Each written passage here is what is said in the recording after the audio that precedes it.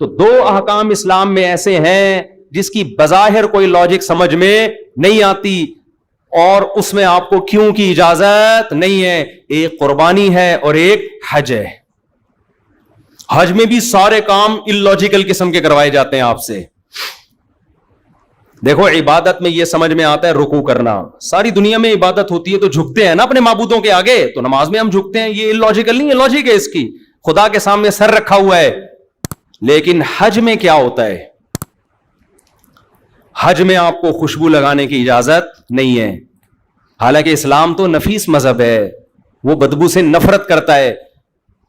حج میں جتنا میلا کچیلا ہوگا, حدیث میں آتا ہے جتنا میلا کچیلا پراگندہ بکھرے ہوئے بال, اللہ کو وہ حاجی اتنا زیادہ محبوب. خذوا زینتکم عند کل مسجد, نماز کے لیے آؤ پراپر ڈریس میں آؤ, یہ لاجک کی بات ہے نا. لیکن حج میں جب آپ جاتے ہیں تو پراپر ڈریس, ابے سلاوا ڈریس انسلا ڈریس پراپر ہوتا ہے, یہ سلاوا ہوتا ہے نا. اسلام تو مہذب مذہب ہے, دنیا کو سلاوا لباس مسلمانوں نے پہننا سکھایا ہے. آپ ان یورپین اقوام کے ماضی کی طرف جاؤ گے تو پتہ نہیں کیا پہنتے تھے, یہ شگر ہے پہنتے تھے, یہ بھی غنیمت ہے. اور پیچھے جاؤ گے تو ہو سکتا ہے پہنتے ہی نہیں آؤں. تو تہذیب تو اسلام نے سکھائی ہے. لیکن حاجی کا 3 پیس سوٹ, ٹائی اور شیروانیاں اور کڑھائیوں والے کرتے اس سے اتروائے جا رہے ہیں. اسے کہا جا رہا ہے ایک ازار اور ایک چادر, اور اس میں بھی کندھا کیا رکھنا ہے؟ کھلا. سر پہ ٹوپی نہیں پہننی, اس لیے کہ ٹوپی پراپر ڈریس ہے, سمجھ رہے ہیں؟ تو سر کھلا رکھنا ہے, چہرہ بھی ڈھانپنے کی اجازت نہیں ہے. اور کمال کی بات یہ, وہاں عبادتیں دیکھو کیا ہو رہی ہیں, جاتے ہی بیت اللہ کے گرد گھومنا شروع کر دیا ہے بھائی. امر من الدیار دیار لیلا اقبل ذا الجدار وذا الجدار, یہ تو عاشقوں کا کام ہے. عاشقوں کے کام لاجک کے ہوتے ہیں, اللاجیکل ہوتے ہیں. اللاجیکل کام کرتا ہے عاشق. عاشق آئے گا جہاں محبوبہ سے سیٹنگ چل رہی ہے نا, اس کے دیوار کے گرد کبھی ادھر جا کے بیٹھا ہوگا, کبھی ادھر جا کے بیٹھا ہوگا, کبھی ادھر چکر لگا رہا ہے, کبھی ادھر چکر لگا رہا ہے.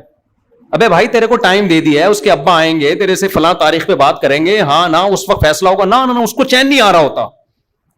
پھر تھوڑی دیر میں جائے گا, جیسے امرؤ القیس جو شاعر تھا نا, مجنون جسے کہا جاتا ہے, لیلا کا دیوانہ, کہتا ہے امر من الدیار دیار لیلا, میں لیلا کے در و دیوار کے قرب و جوار سے گزرتا ہوں, کبھی اس دیوار کو چومتا ہوں کبھی اس دیوار کو. لوگ کہتے ہیں اللاجیکل کام کر رہے, دیواروں کو چومنے والا پاگل ہوتا ہے, سمجھ رہے ہیں؟ دیوار نے کیا دیا ہے تجھے؟ کہہ رہے خدا کی قسم مجھے دیواروں سے محبت نہیں ہے, مجھے اس محبوب سے محبت ہے جو ان دیواروں کے پیچھے رہتا ہے. ان دیواروں کی نسبت محبوبہ کی طرف ہے, اس لیے مجھے دیواروں سے محبت. مسلمان یہی کام بیت اللہ کے ساتھ کرتا ہے, ان دیواروں کے گرد گھومتا ہے جو گارے اور مٹی کی بنی ہوئی دیواریں, اسی سیمنٹ سے بنی ہیں, اسی مٹی سے بنی ہیں, اور کوئی الگ سے کوئی مخلوق نہیں ہے. وہ ان کی ریپیئرنگ بھی ہوتی رہتی ہے. اینٹ گرتی ہے تو دوسری اینٹ لگا دیتے ہیں, اسی سیمنٹ کی, اسی دیوار کی. لیکن مسلمان جاتا ہے لاکھوں روپے, 10 15 لاکھ روپے خرچ کر کے جا کے کیا کرتا ہے؟ ان دیواروں کے گرد چکر لگاتا ہے, ان دیواروں کو ہاتھ لگاتا ہے, ان دیواروں کا بوسہ لیتا ہے, ان کا غلاف پکڑ کے روتا ہے. اور جب غیر مسلم ہنستا ہے کہ تو کیا کر رہا ہے, ان پتھروں میں کیا رکھا ہوا ہے, وہ کہتا ہے مجھے خدا کی قسم ان پتھروں سے محبت نہیں ہے, اس گھر کی نسبت جس خدا کی طرف ہے مجھے اس خدا سے محبت ہے. یہ میرا گھر نہیں ہے, اس گھر کی ویلیو میری نظر میں 0 ہو جائے گی. لیکن خدا کہتا ہے یہ گھر کس کا ہے؟ میرا. تو اس کے گرد چکر لگانے کے لیے لاکھوں روپے خرچ کر کے احرام باندھ کے آیا ہوں میں. تو جو اپنے آپ کو غلام سمجھے گا وہ حج بھی کرے گا اور عمرہ بھی کرے گا. وہ پھر صفا مروہ کی سعی دیکھو, یہ کون سی عبادت ہے؟ یہاں سے بھاگتے ہوئے وہاں جاؤ, وہاں سے بھاگتے ہوئے ہے بھائی, کوئی لاجک بنتی ہے اس کی؟ یار نہیں آ رہا سمجھ میں, نہیں آ رہا ان کے سمجھ میں, کوئی لاجک بنتی ہے؟ ٹائم پورا ہو گیا ہے, میں بس جلدی سے بات سمیٹ رہا ہوں. پھر آپ شیطان کو کنکریاں مارتے ہو, وہاں شیطان نہیں ہے. وہ جو ستون بنے ہوئے نا, بڑا شیطان, درمیانہ شیطان, چھوٹا شیطان, وہ نہ بڑا شیطان ہے نہ درمیانہ, نہ وہ کچھ بھی نہیں ہے. وہ صرف ایک نشانی ہے کہ لوکیشن پتہ چلے کہ یہاں آیا تھا شیطان. اور وہی ایک ہی شیطان 3 جگہ آیا تھا, نہ بڑا درمیانہ ستونگڑا وہ نہیں تھے. ابراہیم علیہ السلام نے جب شیطان کو کنکریاں ماری تھیں وہ سچی مچی کا شیطان تھا. اب کیا ہے, صرف ان کی نقل اتاری جا رہی ہے. ان کنکریاں مارنے کے لیے 15 لاکھ 20 لاکھ 10 لاکھ روپے خرچ کر کے آپ وہاں جاتے ہو, اور وہ کنکریاں بھی یا تو ہوتا نا اٹھا اٹھا کے مار رہے ہوتے, وہ کنکریاں بھی ایسے مارے جاتی ہیں, ایسے کر کے, یوں کر کے. یہ لاجک ہے یا اللاجیکل ہے؟ بظاہر اللاجیکل. اللہ نے کہا میرے غلام ہو تو یہ کام کرو, اور کتنے لوگ مر جاتے ہیں اس میں, پس جاتے ہیں رش کی وجہ سے. اور کمال در کمال یہ کہ جب سارے ارکان سے آپ فارغ ہو گئے, لاکھوں روپے خرچ کیے, عرفہ کا وقوف بھی ہو گیا, سب فارغ ہونے کے بعد اللہ کی طرف سے آپ کو پروٹوکول کیا ملتا ہے؟ ٹینڈ کرا لو اپنی. واہ بھائی, اے اللہ, ہونا تو یہ چاہیے کہ اب یہاں کوئی ٹرانسپلانٹیشن کا ڈاکٹر بیٹھا ہوا ہو, جو میرے گر گئے ہیں بال وہ بھی واپس اگائیں. لیکن اللہ کیا کرتے ہیں, ایسے آپ کے گھر میں کوئی اتنی دور سے مہمان آیا, آپ کے رشتے دار ہیں امریکہ سے آپ کی دعوت پہ, اور آپ نے ان سے بڑی محنت بھی لی. اب آپ نے کہا چلو یار میں نے مہمانوں کا اکرام بھی نہیں کیا, انہی سے الٹا کام لیا میں نے, تو اب جاتے ہوئے ان کو ذرا ہدیے تحفے زیادہ دے دوں گا میں. تو اللہ ہدیے اور تحفے کیا دے رہا ہے, واپسی پہ کیا کرنا ہے؟ ٹھنڈ کرا کے جانا ہے. پرسنالٹی کی ایسی کی بولو تیسی ہو. جو اونچے کالر والے لوگ ہیں نا, ان کو حج سمجھ میں نہیں آئے گا, لیکن جو دیوانے ہیں, جو کہتے ہیں ہمیں کس نے بنایا؟ اللہ نے, ہم غلام کس کے ہیں؟ اللہ کے, ان کے لیے حج سے زیادہ لذیذ عبادت کوئی بھی نہیں. کہتے ہیں لاجک کے کام تو بہت کر لیے ہم نے, اب خدا کو خوش کرنے کے لیے دیوانگی کا اظہار کریں گے, ہم اب دیوانہ پن دکھائیں گے. تو بقرعید بھی ایسے ہی ہے میرے بھائی, جانور لاؤ اور کاٹ کے ذبح کرو. غیر مسلم تڑپتا ہے یار اتنا مہنگا جانور. میں اس دن منڈی گیا نا, 20-25 لاکھ کا جانور کھڑا ہوا ہے. مالداروں کے لیے 20-25 لاکھ ایسے ہیں جیسے 2 پان گٹکے کے پیسے ہوتے ہیں غریب کے لیے. وہ لوگ بتا رہے تھے, مالدار لوگ آتے ہیں, ہاں بھائی کتنے گئے جی؟ یہ سر 50 لاکھ. جو منہ سے نکل گئے, یہ لے 50 لاکھ. لا کے کرنا کیا انہوں نے؟ کاٹ دینا.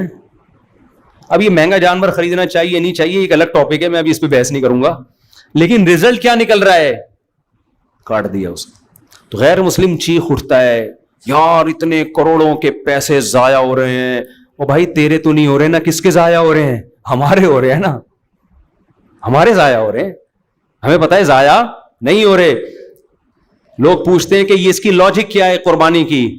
ہمارے نبی نے بتا دیا کیا لاجک ہے. فرمایا سنت ابیکم ابراہیم, تمہارے باپ ابراہیم کی سنت. ابراہیم نے کس کو ذبح کرنے کے لیے لٹایا تھا؟ بیٹے کو. اس کی کوئی لاجک بنتی تھی؟ تو کہا جب اس کی لاجک نہیں بنتی, ابراہیم نے تو اللہ سے نہیں کہا اللہ بیٹے نے کیا کیا جو میں اس کو کاٹ دوں. اللہ کے علاوہ کوئی اور کہتا تو 20 سوالات پوچھے جا سکتے تھے. اللہ کے علاوہ میرے ابا بھی مجھے کہتے نا بیٹا گائے لا کے کاٹو, میں ابا سے پوچھتا ابا کیوں کاٹوں؟ بڑا گوشت سے ڈاکٹر نے منع کیا ہے آپ کو, فلاں نے منع کیا ہے, کیوں بھائی بکرا کاٹ لیتے ہیں, سبزی کھا لیتے ہیں. کوئی بھی جب آپ کو آرڈر دیتا ہے آپ کو کیوں کی اجازت ہے, لیکن جب اللہ نے آرڈر دیا تو مسلمان کی ڈکشنری میں کیوں کا لفظ نہیں ہے. عقل مند لوگ اللہ کے آرڈر کو پورا کرتے ہیں. اور نبی نے فرمایا بقرعید کے دنوں میں, ایام نحر میں, اللہ کو جانور کا خون بہانے سے زیادہ کوئی چیز محبوب نہیں ہے. اس لیے میرے بھائی دل کی خوشی کے ساتھ قربانی کرو, دل کی خوشی کے. اور آخری بات بالکل لاسٹ, کہ قربانی کا گوشت بھی کھایا کرو, تکبر نہ کرو اس میں. آج مالدار لوگ کہتے ہیں ہم تو پورا سال گوشت کھاتے ہیں, ہمیں کیا ضرورت ہے, پورا صدقہ کر دیتے ہیں. یہ تکبر ہے, کبر ہے. بقرعید کے دنوں میں روزہ حرام کیوں ہے؟ تاکہ آپ گوشت سے اجتناب نہ کریں. جب یہ اللہ کی طرف سے ضیافت ہے تو آپ کو اگر کوئی دعوت پہ بلائے, دال چاول بھی رکھے, آپ یہ کہہ کے اوائڈ نہیں کر سکتے کہ ہم امیر لوگ ہیں, ہم ہمیشہ پیزے کھانے والے لوگ ہیں, آج ہم دال چاول نہیں کھائیں گے.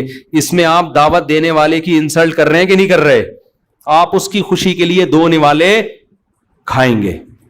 آج بہت سے لوگوں کو دیکھ کے افسوس ہوتا ہے, بقرعید والے دن گھر میں چکن بن رہا ہوتا ہے.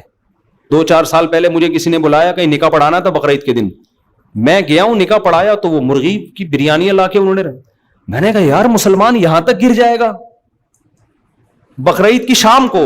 چلو دن میں ہوتا, ہم کہتے یہ انتظام نہیں ہے. مسلمان یہاں تک خراب ہو جائے گا کہ بقرعید والے دن آپ کدو پکا کے کھا رہے ہو, مرغی کھا رہے ہو. یہ تو اللہ کی ضیافت سے کیا ہے؟ سیدھا سیدھا اعراض ہے. تو ایام اکل و شرب حدیث میں آتا ہے یہ کھانے کے ایام ہے. تو کھانے سے کیا مراد ہے؟ ٹماٹر کھانے کے ایام ہے، یہ توریاں کھانے کے ایام ہیں، یہ گوشت کے ایام ہیں. تو یہ بھی بہت ایک بدعت چل پڑی ہے کہ بھئی سارا گوشت صدقہ کر دو، ہمیں کچھ نہیں کھانا، ہم وہی. یہ تکبر ہے. جب اللہ کی طرف سے ضیافت ہے تو کچھ نہ کچھ اس میں حصہ اپنے لیے رکھنا چاہیے. فَكُلُوا مِنْهَا، قرآن کہہ رہا ہے خود بھی کھاؤ، وَأَطْعِمُوا الْبَائِسَ الْفَقِيرَ، اور غربا اور مساکین کو بھی کھلاؤ. کی عمل کی توفیق عطا فرمائے. وَمَا عَلَيْنَا